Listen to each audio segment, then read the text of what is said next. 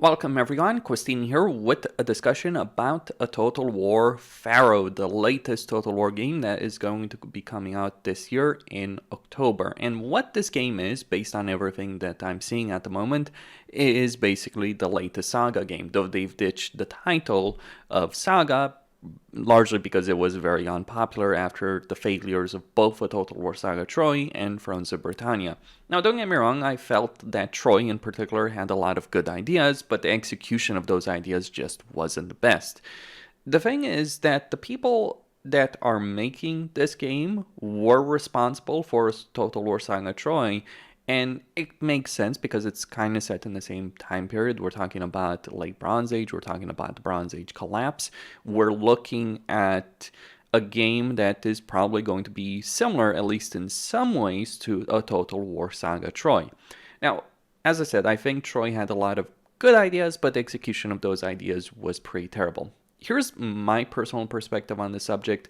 I think that regardless of what Creative Assembly decides to do, how they decide to do it, they need to stop with trying to do everything at once. And this is something that affected Three Kingdoms, and it certainly affected a Total War Saga Troy. Like, one of the biggest problems with Troy in particular, and to a lesser extent Three Kingdoms, is that, in Three Kingdoms, we're gonna have like this Dynasty Warriors dueling system, and we're gonna have these single entities.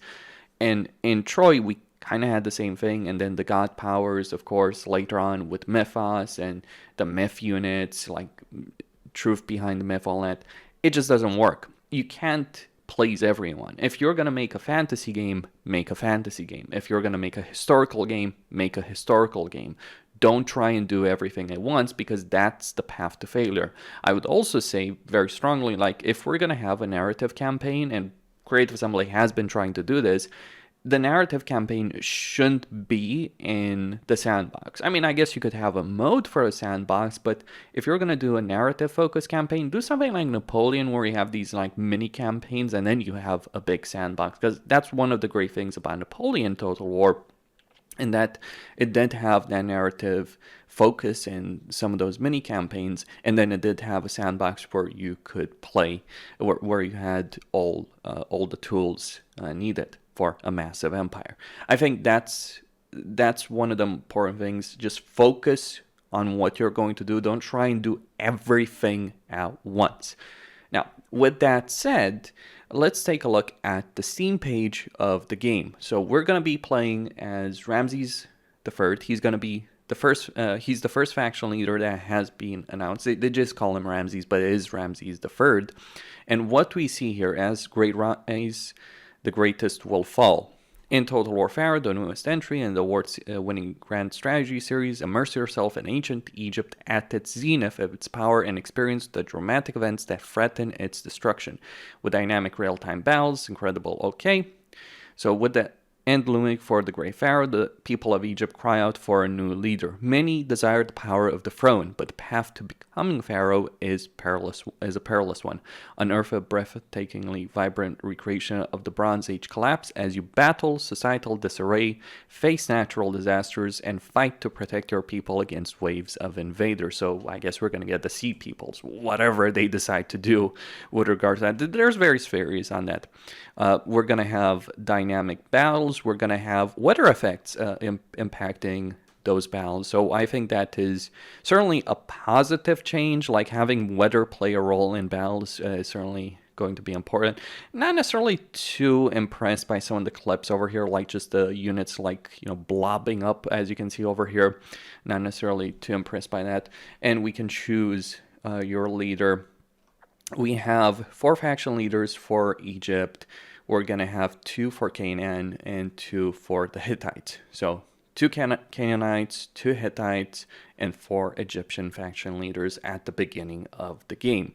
We'll see how all of this plays out in the long term, and we'll see. And the question I have with regards to all of this is, okay, they've abandoned the Saga title, but the question with Pharaoh is, like, is it going to be a smaller budget game, or are they going to go full on with a big budget title for this game? And then you unearth ancient Egypt. On your journey to become Pharaoh, uncover a beautiful, lush, and vibrant recreation of ancient Egypt at the height of its power. And they're showing various clips over here. And we can also customize our campaign, so no two campaigns will ever feel the same. Determine how you play with an extended range of campaign customization options, random starting positions, detailed resource settings, the ability to toy with natural disasters, and much more. Now that's interesting because one of the things I dislike heavily in the way Total War is right now is that you always start like with a bit of money in pretty much every game, with the exception of like some DLCs, like example Free Kingdoms, but you're starting with a bit of money, you're starting with a limited army, limited resources. So if we could have like a campaign start where we start with some established empire with higher tier levels of settlements, that would be a fantastic change, I think. And with the Saga games, because this is exactly that, with the Saga games, what Creative Assembly has done before is they've toyed with ideas for the big AAA titles, right? This is what they did with the resource system of a Total Saga Troy before adding it for the Castors. Now, this is going to be great if we do have that resource system, because that resource system, while it was fantastic in theory, in execution, it created significant imbalances. So being able to customize that can actually be a fantastic feature. Like if you could say start the Legendary Lord that by default may be a bit weak because, or very weak because they just don't have the resources next to them. Like in Troy, it ended up being a question of gold, who had gold next to them and who had stone and wood next to them. If you could customize that, that would be a very welcome addition, I feel, to the series to make it far more interesting to play campaigns again and again and again. And I also think, like, you know, I'm just speaking here as a YouTuber, that I think it would be a great feature to give a lot of replayability to streams, right? And not just in the sense that, oh, you make it the more difficult. Though I would also wish for customization for the AI, like how difficult is the AI going to be? How strong is the AI? And I kind of wish that they just abandon the difficulty settings that they have at the moment and just go like, okay, you want to have a harder campaign, you can do this, or you can customize what the difficulty settings do, like auto-resolve, all that kind of stuff, AI aggression, etc., all that kind of stuff. Like if we could actually customize that in the main menu of the game, that would be a fantastic change. I know it's asking for a lot, but that's my personal perspective on that. I think if you can customize those things, that would be great.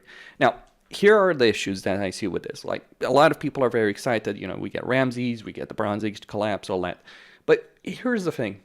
I don't think Bronze Age warfare is really that interesting. Partly because we actually don't know a whole lot about it. I mean, we do know, obviously, certain things, but the level of detail of the things we know about is just lacking in a significant fashion.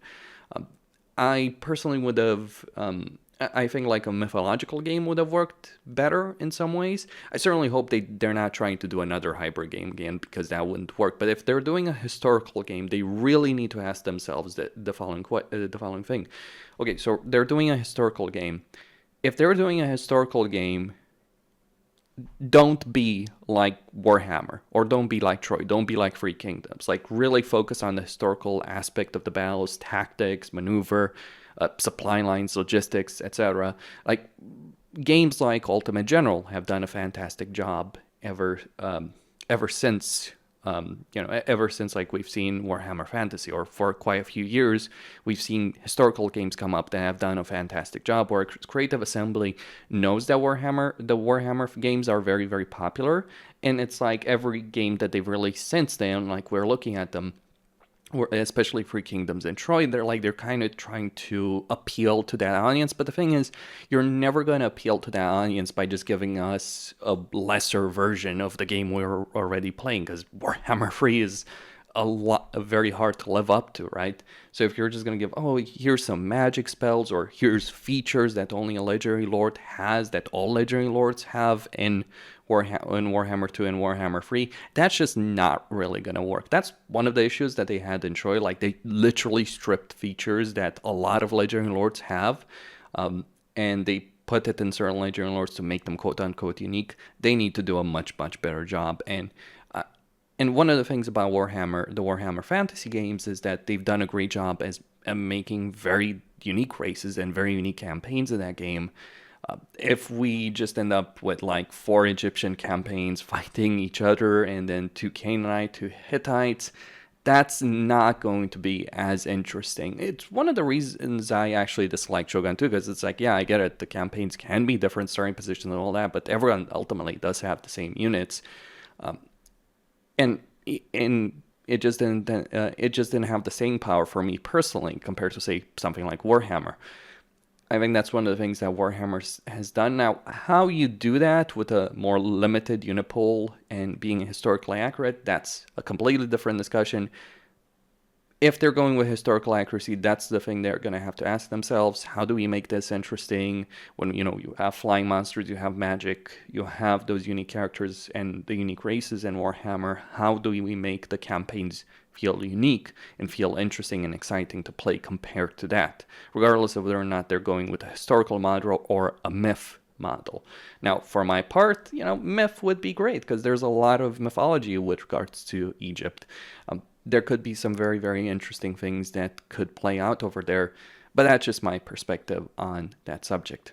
Costin here, signing out. Don't forget to subscribe, like, and enable notifications, and I'll see you boys and girls next time.